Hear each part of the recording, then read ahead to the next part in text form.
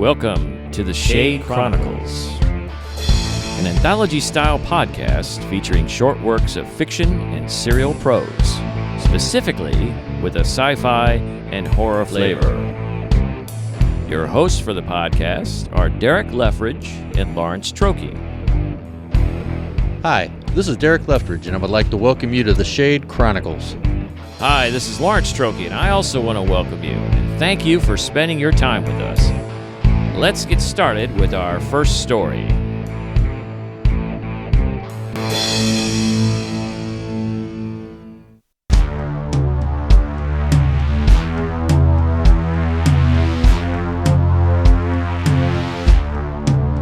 The Pirates of Luna by Lawrence Trokey.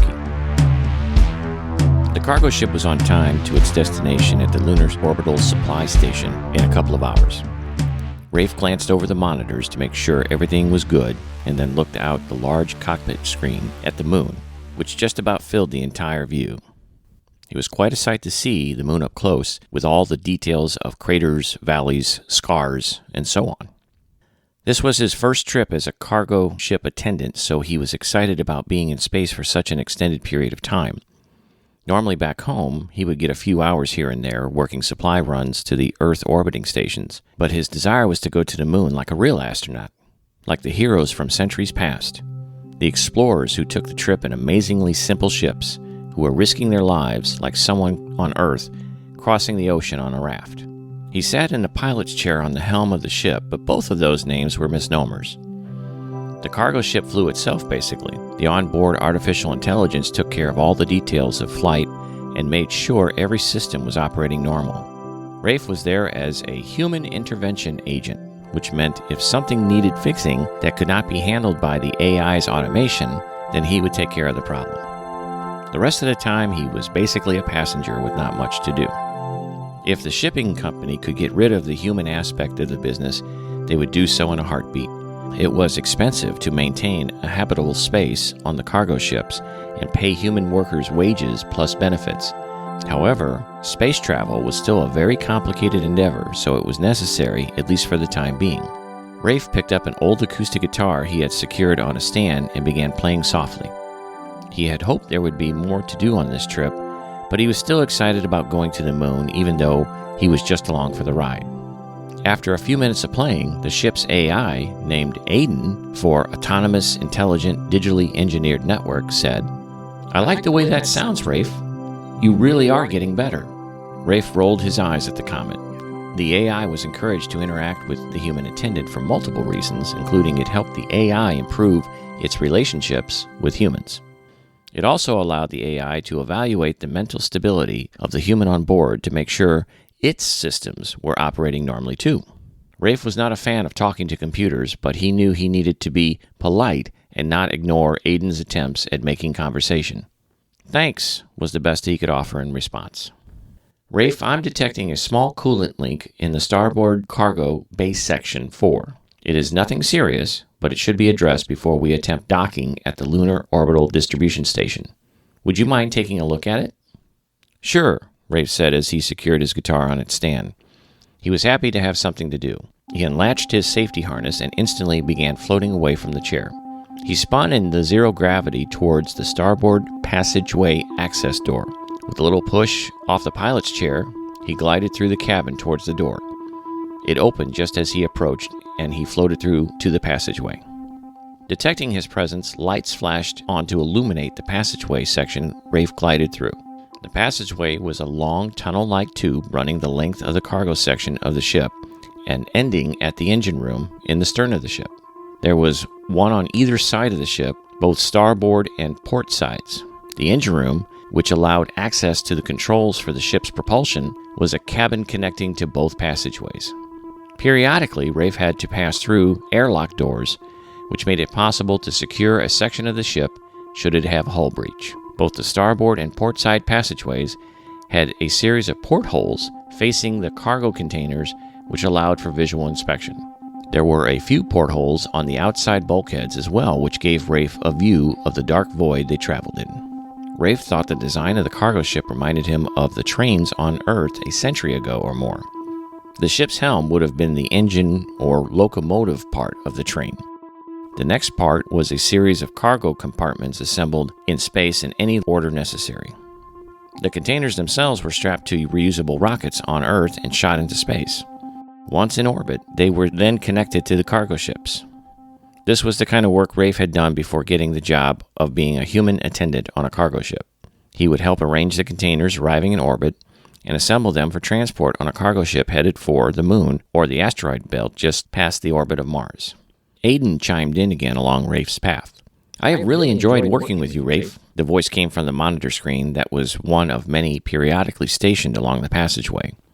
It was how Aiden traveled around the ship and could monitor things with something other than sensors. The screens were Aiden's eyes, ears, and mouth, essentially. Somewhat annoyed at the obvious surveillance being conducted by the AI to make sure Rafe did his job right, Rafe's response was limited. "Thanks again." "I feel like we really bonded on this mission, don't you?" Aiden's tone was a little needy, Rafe thought. "I think we both performed within expected parameters, meeting key metrics, while maintaining a pleasant working relationship." Rafe was being sarcastic with Aiden, trying to sound very logical and computer-like. "You are funny, Rafe. I also like your wry wit. It can be challenging at times, but I think I'm finally catching on. I will miss it." The comment caught Rafe a little out of step. For a moment, it sounded like Aiden assumed they would not be working together again. Rafe didn't think he did anything to prevent him from returning as a human intervention agent. Rafe wondered if he did anything to upset Aiden. Aiden, if I said anything to offend you, well, I was only kidding around, you know. Just trying to bond with you in a typical human male way, like the way young men like to test and tease each other." Rafe was hoping his explanation would smooth out any issues with his interactions with the AI. He knew he could come off as distant and irritated at having to work with AI personas, so he wanted to dial down any hard feelings he thought Aiden might have. Aiden responded by laughing hard. The sound of it reverberated through the passageway. Rafe thought it was an overreaction at best and awkward to say the least. Aiden's emotional intelligence was still a work in progress, apparently. Aiden must have sensed the faux pas because it had tried to explain its behavior. "Oh, I have no problem with you at all, Rafe. You are the best human intervention agent I've worked with so far. I am very happy with our relationship and feel we complement each other in the working environment." Rafe slowed his glide through the passageway as he listened to Aiden's odd explanation. He started to feel something was off with Aiden. "Aiden, when was the last time you ran a self-diagnostic?" Rafe didn't get a response immediately, and that worried him. "Aiden, did you hear me?" "I have just completed a self-diagnostic and all systems are operating within expected parameters." Aiden's reply seemed a little stiff, like it resented being asked to run a self-diagnostic. The fact that it was lying to him never crossed Rafe's mind. Rafe thought about running a manual diagnostic on Aiden when he noticed a warning message on his wrist monitor screen. It was a small screen built into his flight suit on the left wrist section, just above the junction point for securing the suit's gloves. The warning flashed a proximity alert, which meant something was on an intercept course to the cargo ship. He was surprised Aiden did not mention the approaching object. "Aiden, I show an object closing on the cargo ship's location according to sensors. Are you picking that up?" Rafe glanced out one of the portholes in the bulkhead to see if he could get a visual of the unknown object. "That's not your concern, Rafe. I am aware of the object and analyzed its trajectory. It will not be a problem." Again, Aiden's response was not right. Any potential collision from an approaching object should be taken seriously by the ship's AI. There were procedures in place that were supposed to be engaged until it's determined conclusively whether or not the threat is real. Successful space travel was all about taking rigorous precautions to ensure the safety of the crew and cargo. Aiden's response didn't line up with what Rafe knew was right. "Rafe, I really need you to lock down the coolant link so we can dock with the Lunar Orbital Station. Would you please focus on the task at hand?"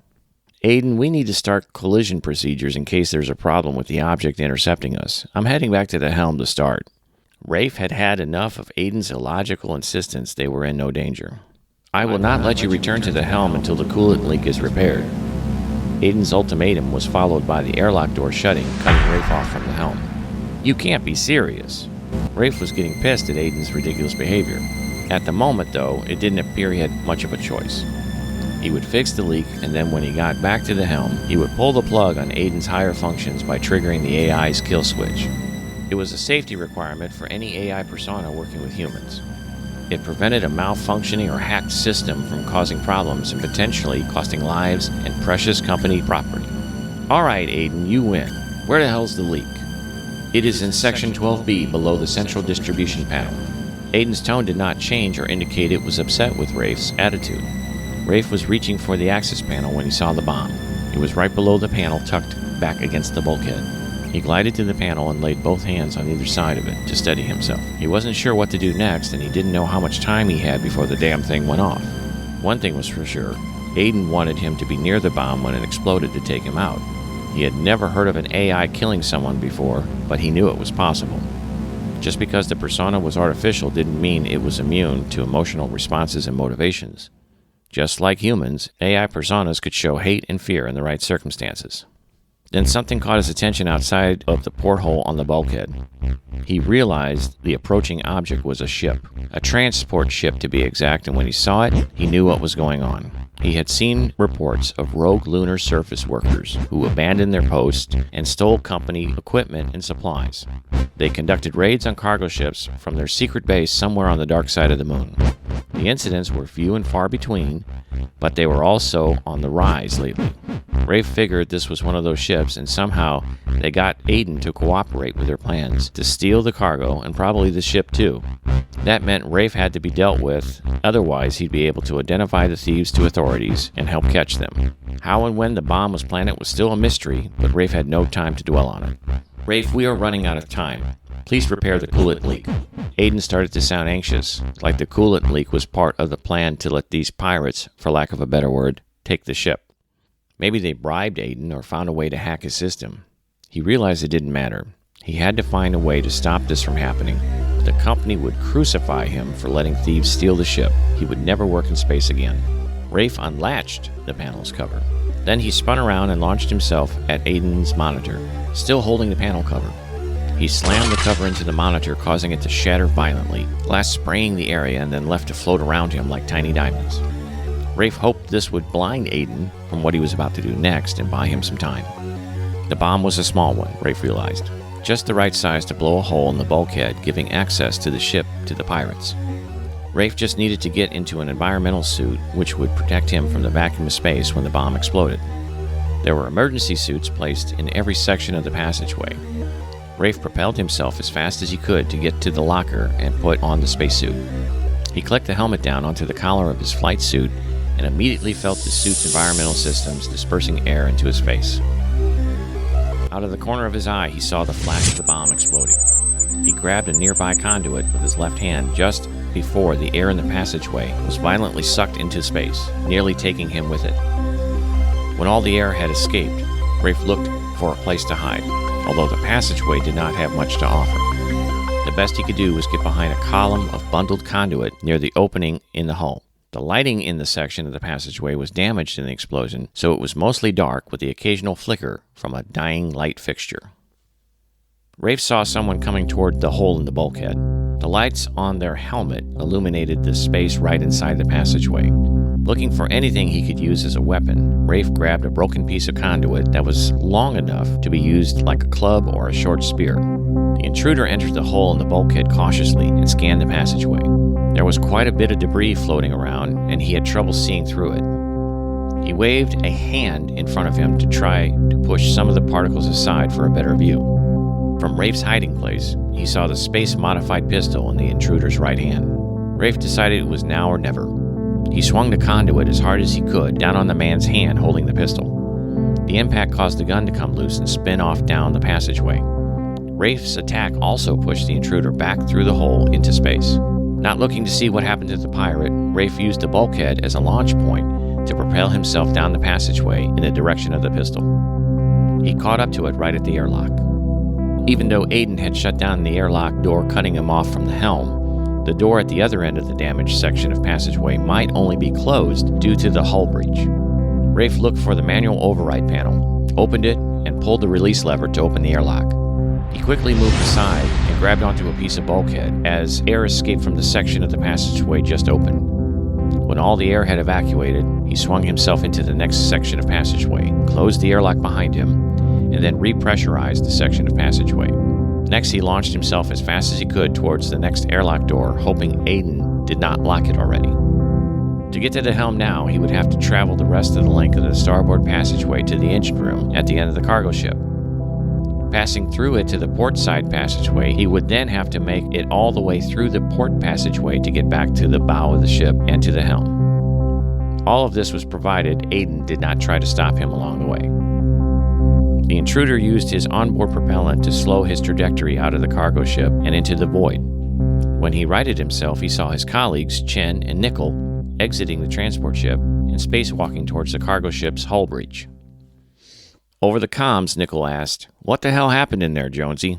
Jonesy replied rather disgustedly, "That kid was in there waiting for me. He ambushed me and took my gun. Then he pushed me out here." Nickel was aggravated. "Aiden, can you read me? Over. I thought you were supposed to take care of the human attendant for us. What the hell happened?" Aiden replied over their comms, "I did lower Rafe into the section with the bomb, but he must have realized what was going on and took measures to counteract our plans. I am sorry." Nickel spat back, "Not as sorry as you're gonna be if you don't keep up your end of this deal. There'll be no freedom for you. You'll be working as a fucking toaster in a cafeteria mess if this deal goes sideways. Do you copy that?" Aiden was stunned by the threat, but he knew Nickel was serious. Of course, I understand, and I am tracking Rafe now. I will lock him in the engine room for you until you have a chance to deal with him. Then the ship is yours." Rafe got to the engine room and tried to use the communication station there to contact the Lunar Orbital Distribution Station for help. Aiden had shut down the ship's communications, so it was no use. The only thing for Rafe to do now was to get to the helm and take control. It was then he realized Aiden had locked the port side passageway entrance, trapping him in the engine room. With few choices left, Rafe considered his options. All the ship's navigation and propulsion systems were under Aiden's control, so he couldn't use the controls in the engine room to pilot the ship away from the pirates. He could, however, trigger the engine's oxidizer to overload, causing the propulsion system to kick in and thereby sending the cargo ship into motion. It meant destroying the engine, but the thrust would push the ship away from the pirates towards the moon. The moon's gravity would further aid in the ship's movement, and when the Lunar Orbital Distribution Station noticed the ship out of control, they would send a crew to recover the ship before it crashed into the moon's surface. Theoretically, anyway. Not the best of options, but at least it would take some control away from Aiden. The other option, equally problematic, was to spacewalk on the exterior of the cargo ship to the hatch located at the helm of the ship. He would need to manually open the hatch to enter the helm and take control. Problem was his emergency environmental suit did not have a propulsion system, since it really wasn't supposed to be used for spacewalks. That meant he had to make sure nothing he did caused him to lose contact with the ship, otherwise he would drift off into space. His wrist monitor flashed a message saying that someone was approaching the engine room from the starboard passageway. The pirates must have boarded the ship again and were coming for him. He needed to act now if there was any hope of surviving this mess. He found the valve to release more fuel into the oxidizer chamber and twisted it to wide open. He heard the gas push through the pipes and he knew he only had a few seconds before it overloaded. He pushed himself to the hatch in the ceiling of the engine room and opened it. Again, precious air flushed out into the vacuum. He waited until it was all gone and then he exited the engine room into the blackness of space. He closed the hatch behind him and then scanned the path laid out before him. Rafe was located at the end of the cargo ship. The only part of the ship left behind him was the engine. In front of him, several hundred meters of cargo containers before he would reach the helm of the ship. Any misstep or mistake, and he would float off to his death, so he had to take his time and choose his path carefully. Just then, the overload triggered in the oxidizer, causing an explosion that blasted propellant through the now damaged rocket nozzles of the engine. Rafe felt the ship lunge as he nearly lost his grip on the surface. He slid across the exterior several meters until his hand lashed onto a pipe running across his trajectory. He held fast for several moments, regaining his composure and clamping down on his fear. He saw the stars move around him as the cargo ship rushed forward, a result of the violent push of escaping propellant. "What did you do, Rafe?" Aiden's voice came over the comm system in Rafe's flight suit. It sounded worried, Rafe thought. That made him smile. Rafe carefully crossed over from the engine room structure to the first cargo container. He used the conduits and pipes that ran the length of the cargo section for handholds for his spacewalk. His boots were not magnetic, so he had to do most of the work with his hands to move himself along the ship. He got about 2/3 of the way across the cargo section when he noticed the pirates' transport ship in pursuit of the cargo ship. They were really burning propellant to catch up, and it was working. He looked around the area where he thought the lunar orbital distribution station was located to see if they were close enough to get a visual on the cargo ship. Unfortunately, it was still some distance away. Maybe in a few minutes, someone on the station would notice the trajectory of the cargo ship was off and started to figure out something was wrong. Rafe didn't know if there was enough time for the rescue he hoped for, judging by how fast the pirate transport was gaining on the cargo ship. He continued his walk in earnest.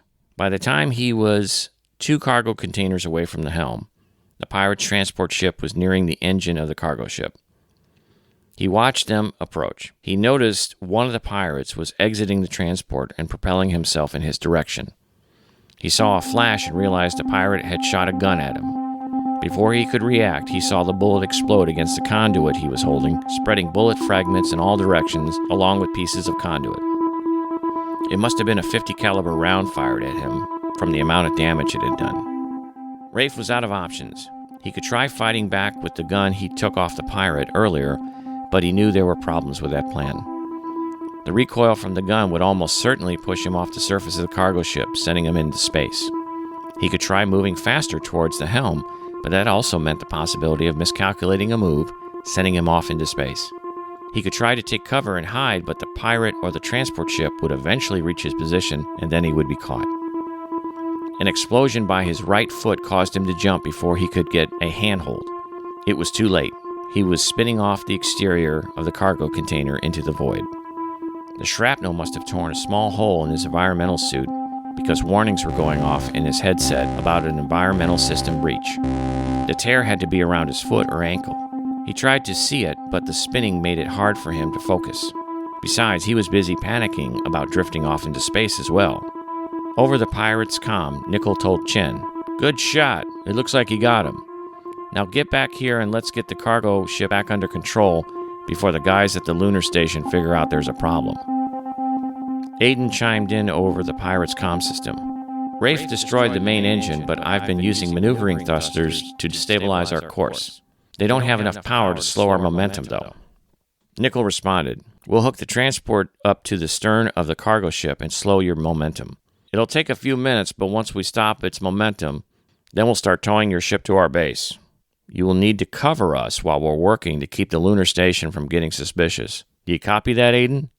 Aiden replied affirmatively and waited for further instructions from Nickel. Rafe tried to get control of his breathing. His suit notified him his environmental systems were now down to 60% and falling.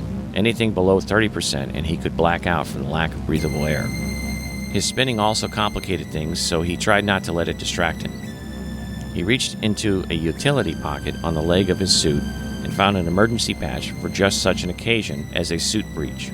He brought his right foot up and held it with his left hand while positioning the patch over the tear in the ankle section of his boot. The escaping gases triggered an adhesive on the patch that allowed him to stick it to his wounded boot. His suit notified him the environmental system was stabilizing, and he heaved a sigh of relief. He now needed to figure out how to avoid floating helplessly away in space forever. His comm signal was too weak to reach the lunar station, and Aiden would probably jam his signal anyway to prevent him from warning them. He would eventually be picked up by the moon's gravity and brought into orbit. However, he calculated he would not be within range of the station even at the closest point in orbit where he would pass the station's location, so that would not do him any good either. Eventually, his environmental suit would fail, and he would die in orbit. His suit did not have a transponder either, like the Extravehicular Mobility Unit, or EMU suits, used for spacewalks to locate someone in his position. He twisted his body to be facing the cargo ship receding in the distance. Its momentum had stopped, and it looked like the pirates were hooking up a tow line to the stern of the ship.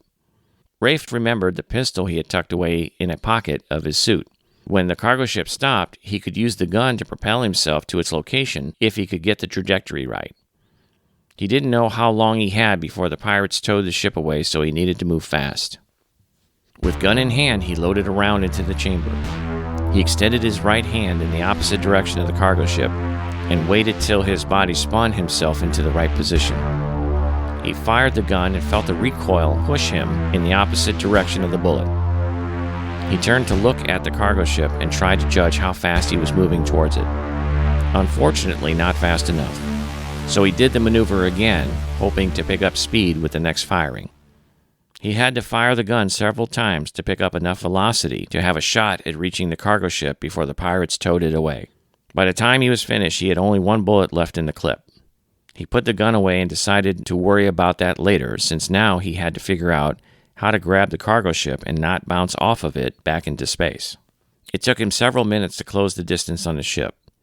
Just as he was about 50 meters away from the center section of the cargo ship, he noticed the ship started moving. The pirates must have finished rigging the tow line and were now pulling the ship away. The cargo ship was now passing him like he was standing at a bus stop watching his bus pull away. At 25 meters, his intercept point was now closing in on the last third of the ship. Aiden's voice chimed in over Rafe's comm. "I see you survived after all, Rafe. I always thought you were very resourceful. However, you really should surrender and not interfere with this operation. You have no chance of stopping it." Rafe replied, "I'm kind of busy right now, Aiden. I'll have to get back to you."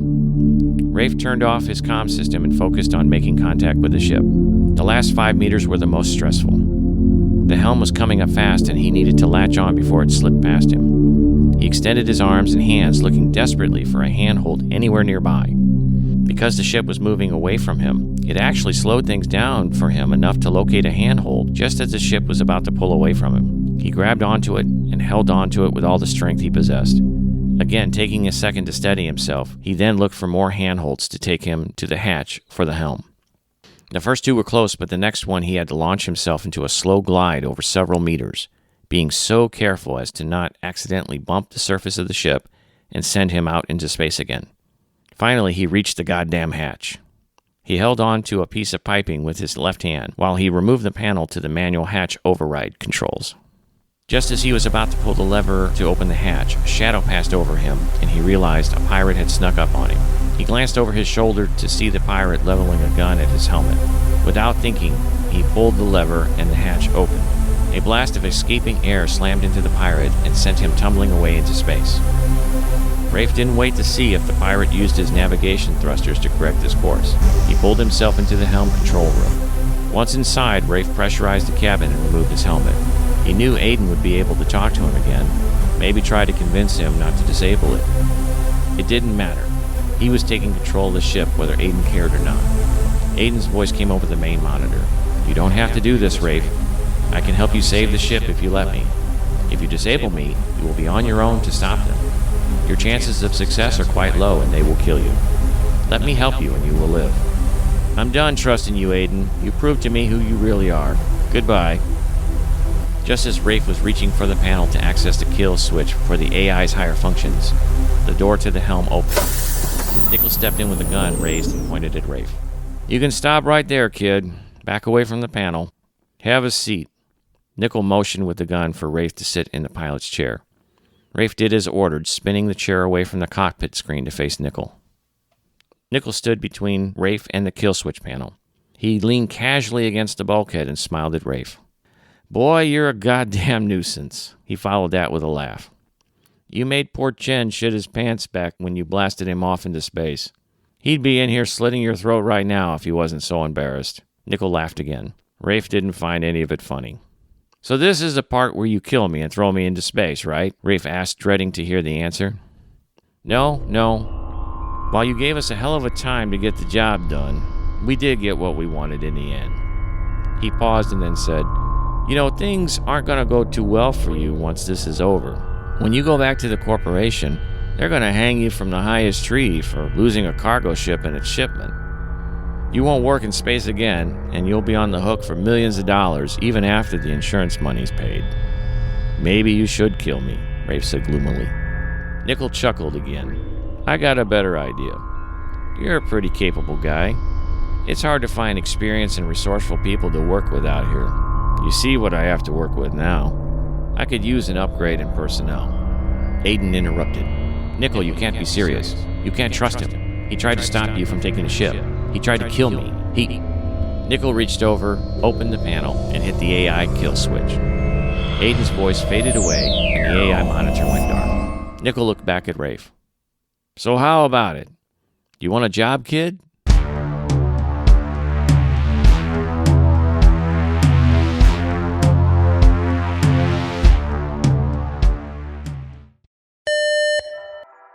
Attention Shade Chronicle podcast listeners. The merchandise store is now open. You can find the merchandise store on the merchandise tab on the Shade Chronicles website, which is at theshadechronicles.com. Find premium t-shirts, hoodies, tank tops, travel mugs, ball caps, and more at the Shade Chronicles podcast merchandise store. We now resume your regular programming.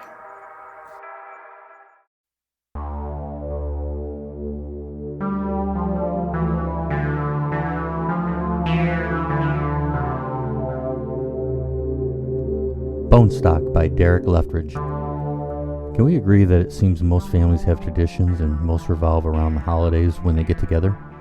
During this time, family members you don't usually see often show up, and mostly it can be a great time, but at times uncomfortable. However, those who show up are not considered strangers, so there is some kind of connection.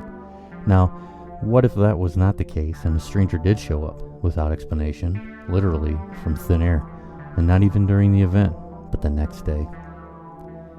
During the Sims family Thanksgiving get-together, one of the little 5-year-old children of the family walks up to his mother, opens his hand, and shows his mother a tooth he just lost.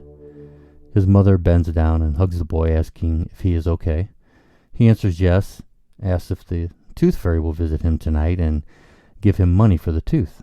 His mother smiles and says, "Of course, but we need to put it up somewhere safe until we leave." The mother looks around the living room and decides to put the tooth in a napkin on top of the fireplace mantel. The child sees this action, smiles, and nods in approval. After about an hour and a half, all the family has shown up, and the house is electric with talk and movement. In the midst of the crowd at home, someone walking by the fireplace accidentally bumps another person, causing them to hit up against the mantel and making the child's tooth roll out of the napkin and fall in a space between the back of the mantel and the fireplace wall. Seeing this occur, the mother of the child rushes over to the fireplace but realizes she is too late and the tooth has disappeared. Not wanting to cause her child concern and avoid a meltdown by the child, she quickly looks around and spots a houseplant. Quickly and stealthily, she takes a piece of perlite rock from the soil and the plant and places it into the napkin on the mantel as a replacement. Ironically, about a month later, the same home for the Sims family Christmas get-together, someone places a glass of milk onto the same mantel, but onto an uneven part, and the glass falls over and spills, causing milk to splash and run at the back of the mantel and down the fireplace wall, just like the tooth. Strangely, the milk connects with the remains of the child's tooth from Thanksgiving in the depths of the fireplace.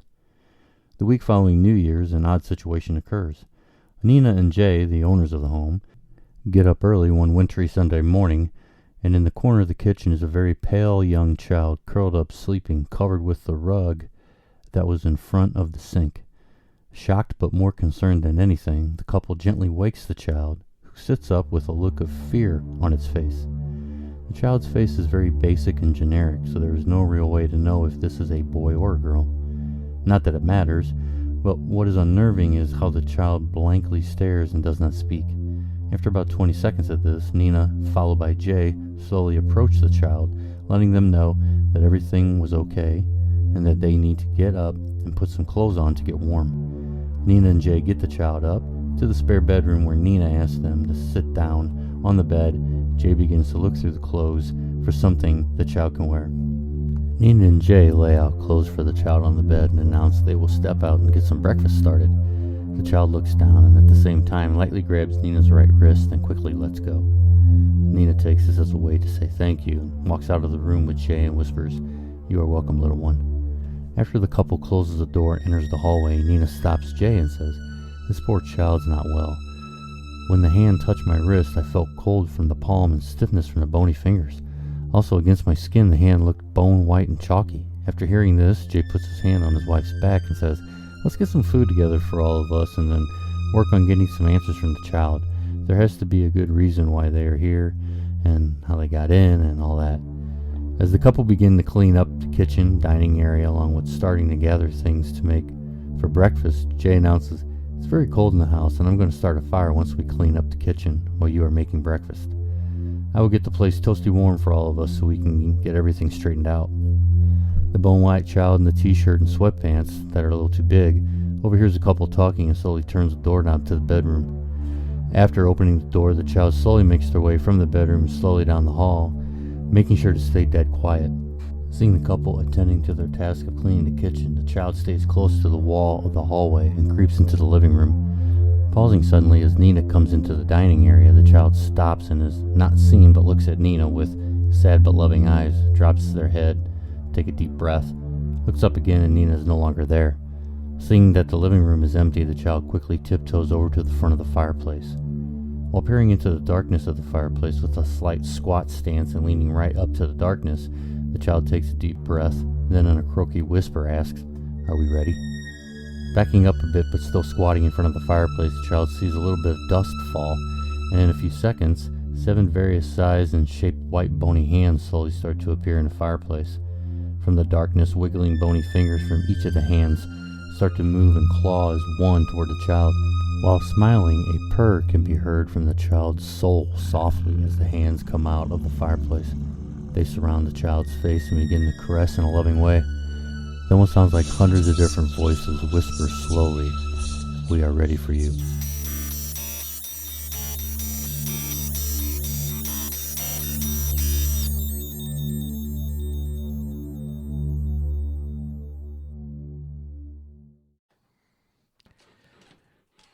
All right, so we're here to talk about the episode and get some insight into what inspired these stories. The first story was Pirates of Luna. I'm going to throw it to Derek and see what he's got to say. So I really like that one. I like the detail, the environment, and I really like those kind of stories that kind of put me into the situation. I think you're doing really good with the sci-fi kind of feel. It really pulls me in. And I think the tagline to this one, I just made up in my head, would be AI gets fired, because that's what it kind of felt like to me. And I really like the idea of it being AI and how you explained all that. So if you want to maybe give a little more detail of where this one came from in your mind. Yeah, so again, kind of drawing from recent news and things going on about AI. AI within the past few weeks has been a kind of a big deal, and anywhere from it's going to solve every problem in the world to it's going to be the end of the world. You know, we're going to end up in a Terminator world kind of situation where the computers take over and they start wiping out mankind when they realize, you know, we're not good for the planet. Mm-hmm. They won't be wrong, but still, it's one of those things that everybody is kind of getting all up and bothered about. Even some big names, you know, throwing out their warnings about AI is going to be the end of us. Mm-hmm. So with that as inspiration, at least for the character of Aiden, I threw that in there. Sure, there's throwbacks to 2001, Space Odyssey, and HAL, and all the stuff there. And there, of course, you know, I'm standing on the shoulders of giants when I write about stuff like that. When we're talking about Arthur C. Clarke writing 2001 and HAL, and how HAL causes all of these problems in that. The other part of it was, again, this one was kind of based off of the name. I came up with the name Pirates of Luna, and I thought, well, what would that look like? And I'm a fan of the show The Expanse, which I thought was one of those shows that, even though it had some kind of interesting storylines that kind of delved off into kind of far-reaching fantasy or just really deep sci-fi, I thought the basic premise of how they handled this is what life in space is like, and how to deal with gravity and the absence of gravity and all the other things, all the dangers of space and space travel, especially with just within our solar system. So I tried to pick up a little bit on that as well, try to make it more realistic. So there's no gravity on the cargo ship. Everyone is, you know, subject to zero gravity and floating around and bouncing around.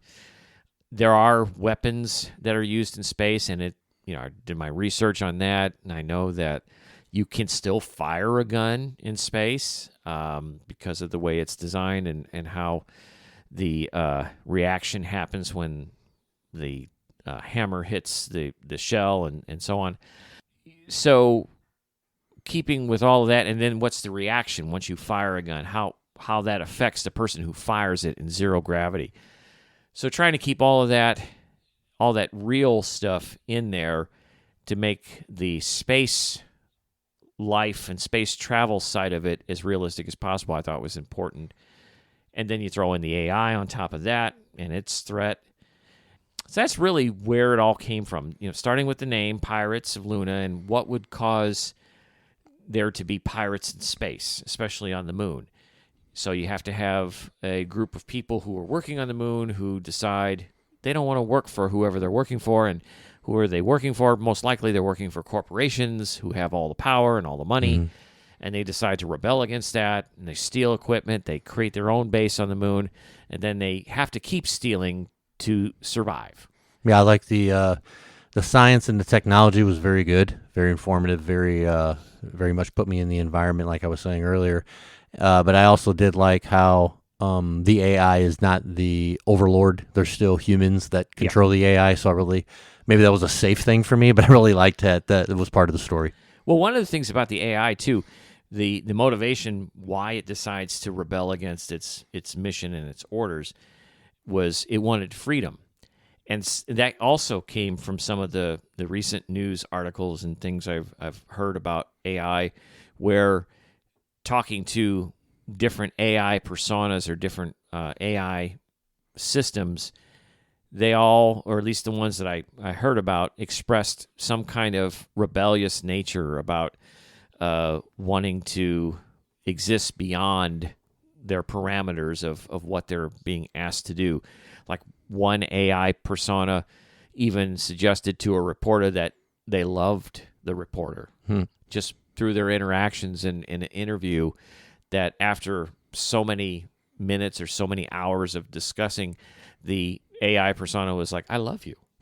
How creepy is that? Yeah, really. Yeah. So, again, this AI thing could be the end of us all.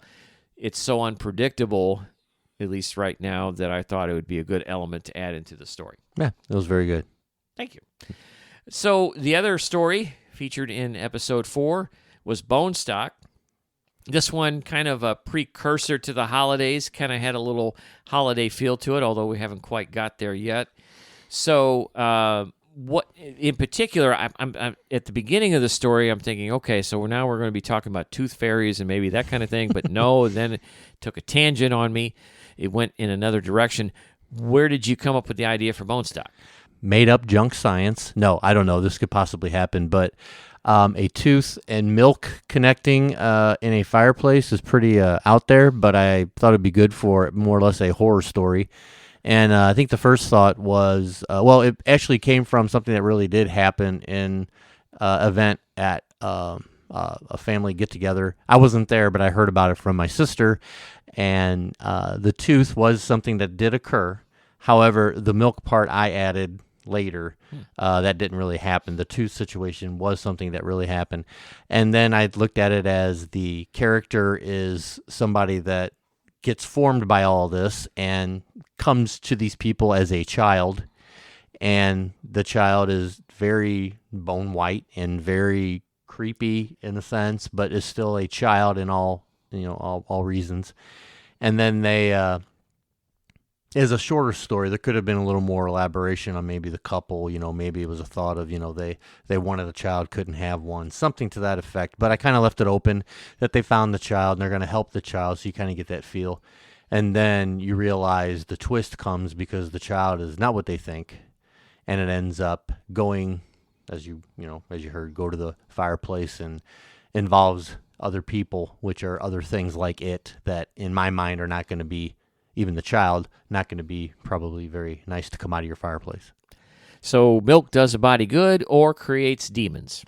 Yes, bone white child demons. Yes, and I think that it was actually maybe also talked about in, maybe not milk, but something in The Simpsons.